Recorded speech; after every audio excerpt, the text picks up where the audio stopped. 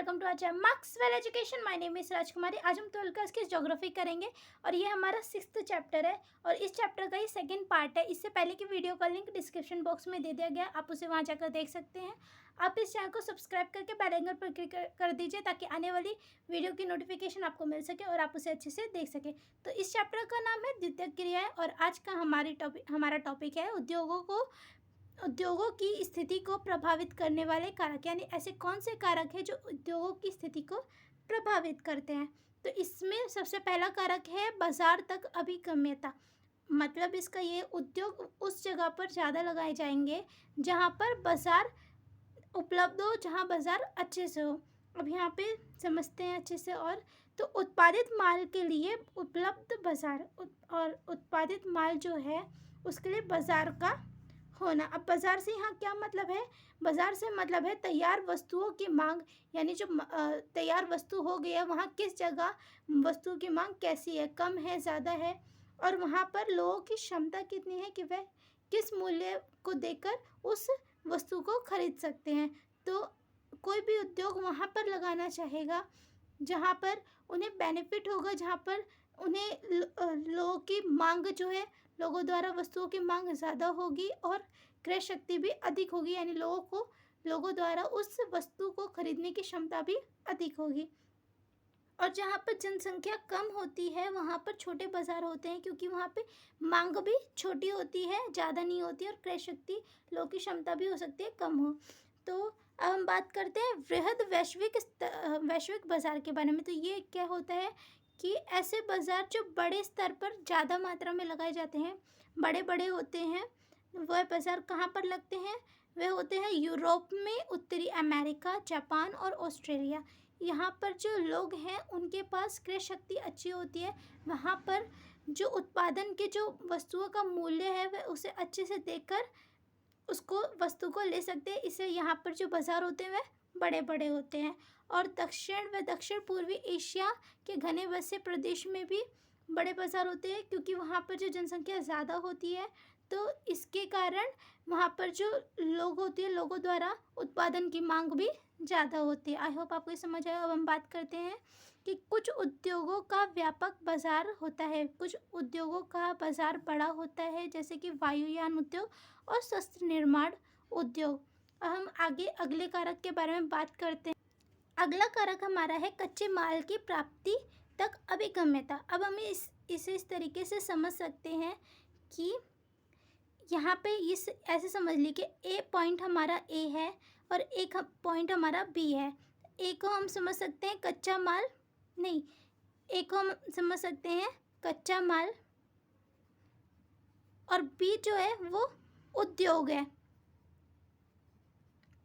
अब आप इसको इस तरीके से समझ सकते हैं कि अगर ए से जो उद्योग है वो दूरी पर होगा, बहुत ज़्यादा दूरी पर होगा, तो उद्योग जो है वो कच्चा माल लेने के लिए दूर से दूर जाना पड़ेगा और दूर जाने के लिए उसको परिवहन का उपयोग करना पड़ेगा। और वो परिवहन जो है वो अगर लंबी यात्रा करके कच्चा माल लेने जाएगा तो उस परिवहन में जो उपयोग होने वाला पेट्रोल, सीएनजी है, उसका भी उपयोग होगा, जिससे उद्योग का पैसा, जो पूंजी है वह और अधिक लगेगी और समय भी लगेगा। और उसने कच्चा माल ले भी लिया इतनी दूरी से, तो क्या होगा कि उसको वापस अपने उद्योग में लाने के लिए जो परिवहन, जो ट्रक है, जैसे कि गाड़ियां हैं, वह जो कच्चा माल लेकर आ रही है तो उसमें समय ज़्यादा लगेगा लाने में, और पेट्रोल और सीएनजी भी ज़्यादा लगेगी, प्लस समय भी ज़्यादा लगेगा। तो इतना सारा उसको नुकसान हो सकता है उद्योग को। तो इसीलिए इस चीज़ को देखते हुए उद्योग ऐसी जगह पर लगाए जाते हैं जहाँ पर जो कच्चा माल है वो सस्ता मिल सके और उनको ज़्यादा दूर भी ना पड़े और कच्चा माल आसानी से मिल जाए। यानी उद्योग वहाँ लगाए जाते हैं जहाँ उद्योग जो कच्चा माल है आसपास उसी के इलाके में लगाए जाते हैं, यानी कच्चे माल वाले इलाके के आसपास ही, क्षेत्र के आसपास ही उद्योगों को लगाया जाता है। तो यहाँ पर कच्चे माल की प्राप्ति की अभिगम्यता का मतलब है उद्योग जो है सस्ता मिले और परिवहन योग्य मिले। परिवहन योग्य का क्या मतलब है कि जो कच्चा माल है वो लिक्विड ना हो, कि मतलब परिवहन में गाड़ियों में रखे और इधर उधर फैले, नहीं, वह ऐसा ना हो। तो इसको मतलब यही है। अब जैसे कि मैंने आपको बताया कि ए से बी की अगर दूरी ज़्यादा होगी, यानी कच्चा माल और उद्योगों की दूरी ज़्यादा होगी, तो उससे उनको क्या नुकसान हो सकता है?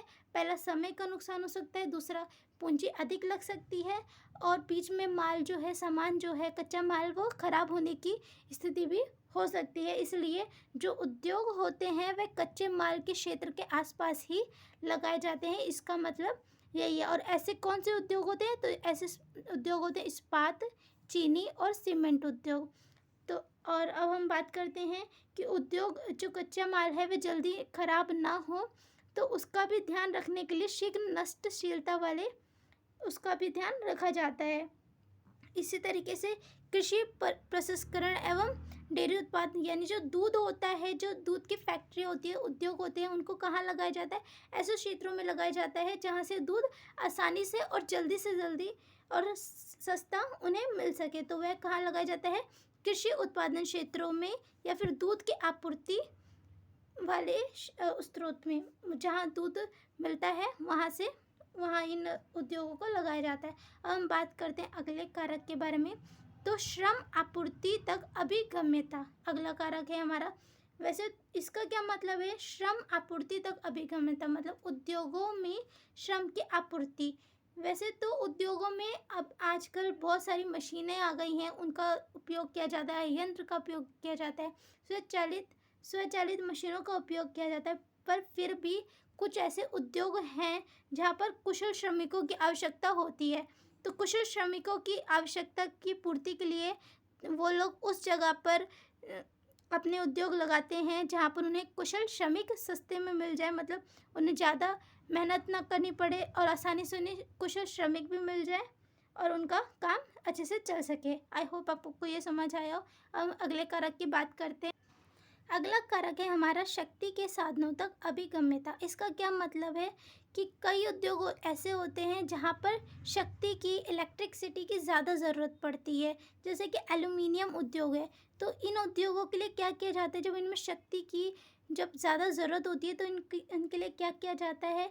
इन उद्योगों को ऐसी जगह पर लगाया जाता है, ऐसी जगह पर किया जाता है जहाँ पर इन्हें इलेक्ट्रिसिटी ज़्यादा मिले। जहाँ से इलेक्ट्रिसिटी बनती है वहाँ पर लगाया जाता है, ताकि इन्हें इलेक्ट्रिसिटी जो है वो ज़्यादा से ज़्यादा मिल सके। तो उद्योग अधिक शक्ति के लिए ऊर्जा के स्रोतों के समीप ही लगाए जाते हैं। आई होप आपको ये समझ आया हो। हम बात करते हैं परिवहन एवं संचार सुविधाओं तक अभिगम्यता। इसका क्या मतलब है? किसी भी उद्योग में परिवहन और संचार की भूमिका बहुत ज़रूरी है। अगर ये नहीं होगा, अगर परिवहन नहीं होगा, जैसे गाड़ियाँ नहीं होगी किसी उद्योग में, तो जो कच्चा माल वे ला रहे हैं और जो तैयार माल वह बाज़ार में भेज रहे हैं, तो ये जो काम है ये कैसे होगा? काम इनके बिना रुक सा जाएगा। तो इसके लिए जो कच्चे माल को कारखाने तक लाना, प्लस कारखाने से जो कच्चा माल है, जो तैयार किया हुआ माल है, उसे बाज़ारों तक ले जाने का काम जो होता है वह परिवहन द्वारा होता है। तो आई होप आपको समझ आया कि किसी उद्योग, जो कोई भी उद्योग है, अगर वहाँ पर परिवहन नहीं होगा तो वहाँ की स्थिति जो है वो प्रभावित होती है। इसी तरीके से संचार जो होता है, संचार की भी सुविधा होना आवश्यक है। जब तक संचार नहीं होगा तो सूचनाओं का आदान प्रदान नहीं होगा, कहाँ कितनी क्या ज़रूरत है, तो ये सूचनाओं का आदान प्रदान जो होता है वो संचार द्वारा होता है। तो किसी भी उद्योग में संचार की सुविधा होना भी आवश्यक है। तो हम अब आगे बात करते हैं सरकार की नीतियाँ। मतलब अगर जो उद्योग हैं वे बन गए हैं, सब कुछ हो रहा है, लेकिन जब सरकार वहाँ पर सहमत नहीं है, अगर सरकार का सपोर्ट नहीं है, उनके द्वारा ऐसी नीतियाँ नहीं है जिनसे उद्योग चल सके, तो वो उद्योग नहीं चलेगा। तो संतुलित आर्थिक विकास के लिए सरकार प्रादेशिक नीति को अपनाती है। मतलब सरकार ऐसी नीतियाँ देती हैं उद्योगों को बढ़ाने के लिए जिससे उद्योग अपने आप चल सके। आई होप आपको ये समझ आया हो कि सरकार सपोर्ट करे और उद्योग आगे बढ़ सके, उनको उन पे ज़्यादा टैक्स ना लगे और वो लोग उद्योगों का काम अच्छे से कर सके। अब हम बात करते हैं समूहन अर्थव्यवस्था तक अभिगम्यता, यानी अगला कारक है समूहन अर्थव्यवस्था तक अभिगम्यता और उद्योगों के मध्य संबंध। इसका क्या मतलब है? जब बड़े उद्योग होते हैं, जैसे कोई भी बड़ा उद्योग है, अगर बड़ी फैक्ट्री है तो उसके पास जो छोटे छोटे उद्योग होते हैं उनका भी अपने आप लाभ हो जाता है। अगर किसी क्षेत्र में बड़ा उद्योग है तो उसके आसपास के छोटे जो उद्योग हैं उनका भी उस बड़ी फैक्ट्री से, उस बड़े उद्योग से लाभ हो जाता है। तो यानी प्रधान उद्योग के समीपता से अन्य उद्योग भी लाभान्वित होते हैं। आई होप आपको ये समझ आया। अगर आपको ये समझ आया हो और आपको ये वीडियो अच्छी लगी हो तो आप इसे ज़्यादा से ज़्यादा शेयर करिए, लाइक करिए और कमेंट करिए, और आप इस चैनल को सब्सक्राइब करके बेल आइकन दबा दीजिए। Thanks for watching this video.